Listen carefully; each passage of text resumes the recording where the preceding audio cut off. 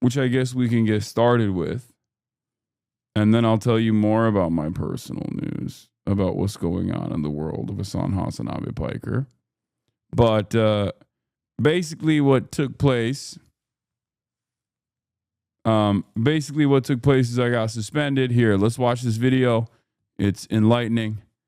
And then I'll tell you all about what I did yesterday, because I spent yesterday making this video, making a TikTok, and going on a podcast, Joshua Citarello's podcast.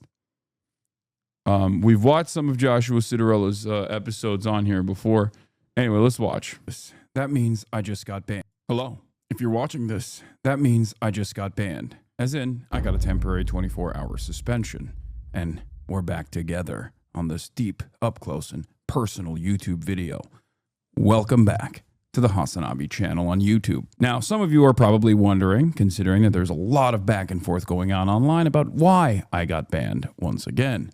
Well, you might have actually heard the truth. I got banned specifically because I covered the motives of the Israeli embassy staff shooter, which apparently, according to Twitch terms of service, dictates a suspension, even if I critically examined the manifesto, which is precisely what I did. The reason why I read this is specifically so that you understand that, like, there is a shit ton of people that are like, no, this is the shooter's actions were directly about finding some Jewish victim to kill. Okay, it's deliberate. It's clear what his reasoning is. You don't have to agree with what he did, and I'm not urging you to. Okay, I'm not saying that at all, but it is deliberate. Ask yourself why the media is not saying that the shooter did this because they were distraught with the violence that they had seen unfolded in Gaza. And the reason why I had critically examined the manifesto of the Israeli embassy staff shooter was because there was a lot of misinformation taking place, as is the case usually online whenever there's a breaking news story.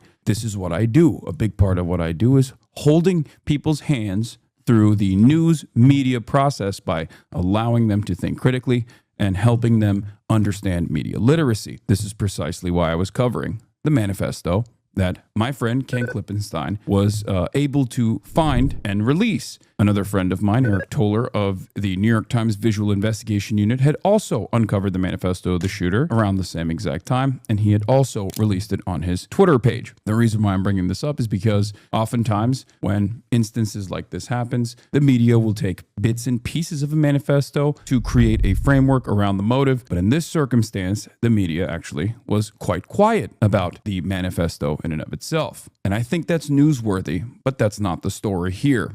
The story is that I got banned for it. I got temporarily suspended because this is a part of the Twitch terms of service. You are not allowed, as it dictates right here in front of me, to even show a violent extremist manifesto on stream while denouncing it. This, I think, is not good for news and press freedom. And I said on Twitter, I'll take the suspension, but I hope Twitch changes its policy in the future. And I do believe they might. Having said that, how do we get here? Especially considering that I had covered manifestos of the Cybertruck explosion. First off, I am not under duress or hostile influence or control. My first car was a 2008 Black Mustang V6 for verification. The Luigi Mangione manifesto. I do apologize for any strife or traumas, but it had to be done. Frankly, these parasites simply had it coming. The Wisconsin school shooter manifesto. Some people think it's pure nothing, but because the hate they make, it ends up killing them without knowing it, which go right ahead. I don't mind, but kind of do at the same time. The literacy rates are abysmal in this country. The manifesto of Ryan Ruth. Dear world, this was an assassination attempt on Donald Trump, but I'm so sorry I failed you. Wait, how did he know? And also the Israeli diplomat shooters manifesto. The atrocities committed by Israelis against Palestine defy description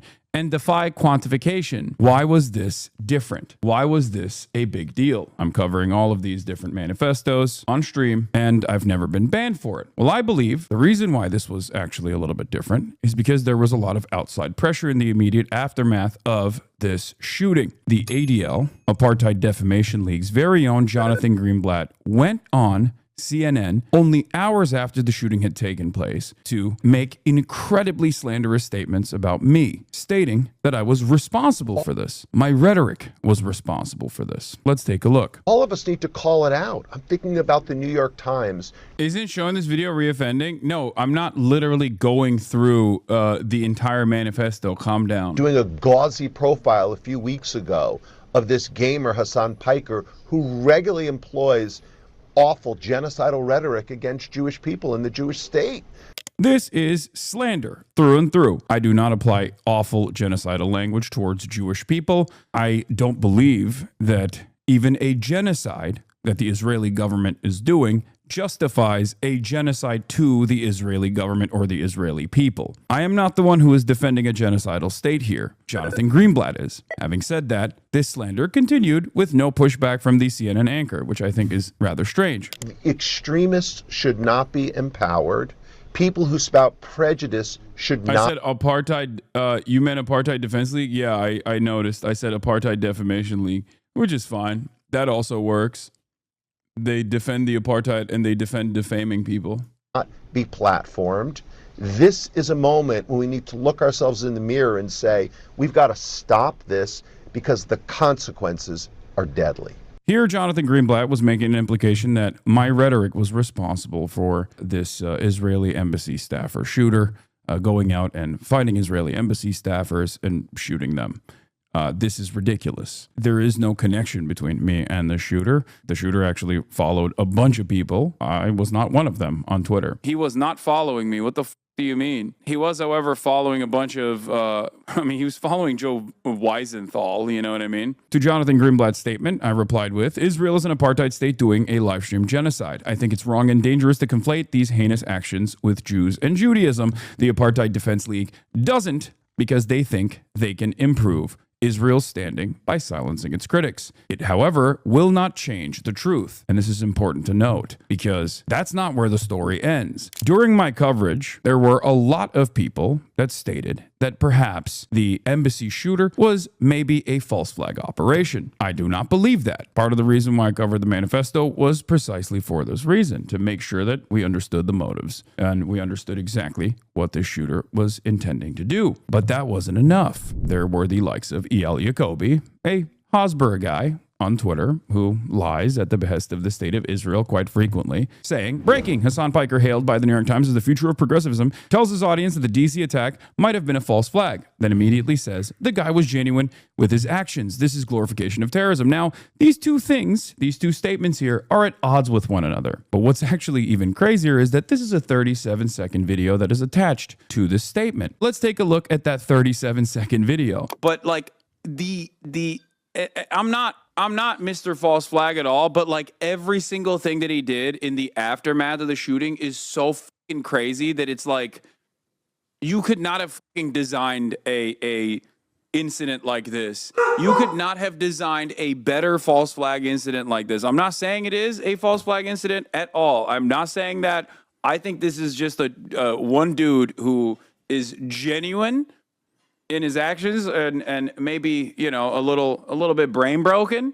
Okay. Most people that retweeted this didn't even actually watch the video to see whether or not it actually matched up with what this person was saying. Now, why am I talking about this random account? It only got 6,000 likes. I retweeted. I said a fascinating phenomenon nowadays is watching people clip things in context that I'm saying and then turn around and simply claim that I'm saying the opposite of what I'm saying in the clip. This is a 37 seconds long video and this dumbass lied about everything. Why am I bringing this up? Great question. It's because the clip formulated by this account, which stated, Hasan Piker, star of Amazon's Twitch, says the attack sure looks like a perfect false flag. Wink, wink, nudge, nudge. The guy was genuine with his actions.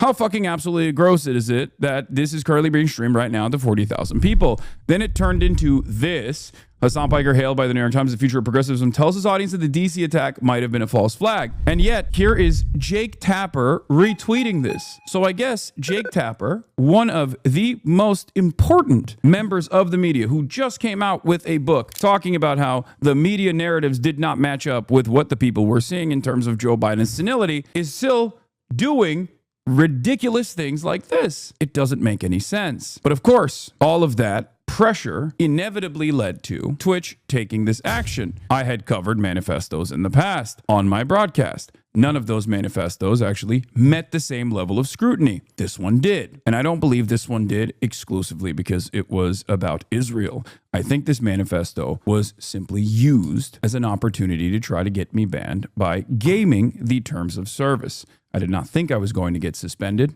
but I'll take it. The real reason the ADL and numerous other organizations are actively trying to come after me, however, is because Israel is falling out of favor. Because many Americans and many people in the Western world are now finally seeing the truth that Israel is an apartheid state that is built around an ethno-supremacist ideology, and that Israel is doing a live-streamed genocide.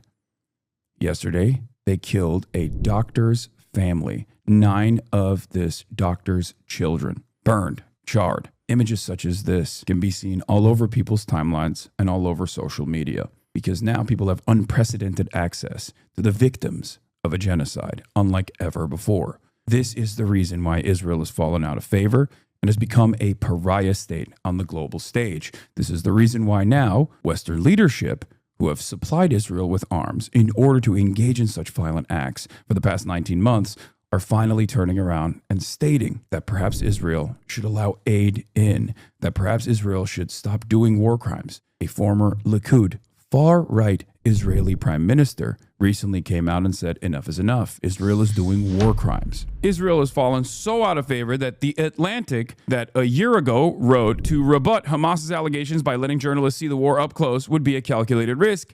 Even when conducted legally, war is ugly. It is possible to kill children legally if, for example, one is being attacked by an enemy who hides behind them. This was written on The Atlantic only a year ago. And now that very same Atlantic magazine is writing articles such as this one. It should not be controversial to plead for Gaza's children. Israel's limits on aid have put the region at critical risk of famine. Help is within reach, but it's not enough and it's arriving too slowly. The reason why the tide is shifting is because the pressure valve is insurmountable. Too many people know exactly what's going on, and as fascist ideology is a suicide cult, it seems like Israel is bringing the rest of the Western leadership down with it. Israel is no longer a democracy. You cannot be a democracy while you want to maintain an ethno-supremacist state that is an apartheid state, and you certainly can't be a democracy while doing a genocide. But the Western world that seemingly was able to abide by and hope that the pressure goes away from the broader public are now being forced to listen to the demands being made by the public. So there is a interesting bargain here ahead of us. Will our politicians listen to our voices and try to maintain the presence of a democratic process, or will they go down with Israel? As I say here, every day that goes by, more and more people realize the truth. The very same institutions that spent countless hours defending and contextualizing Israel's genocide will now change their tune. Try and deplatform me all you like, but you can't change what people have seen. One day, everyone will behave as though they were always against this. I'm Hasan Piker. I hope you can keep supporting me and watching me on YouTube, because even if I get deplatformed from Twitch completely, I will still find a way. And even if I am deplatformed entirely from every single website, the truth will still come out. On that note, see you on Monday. Bye.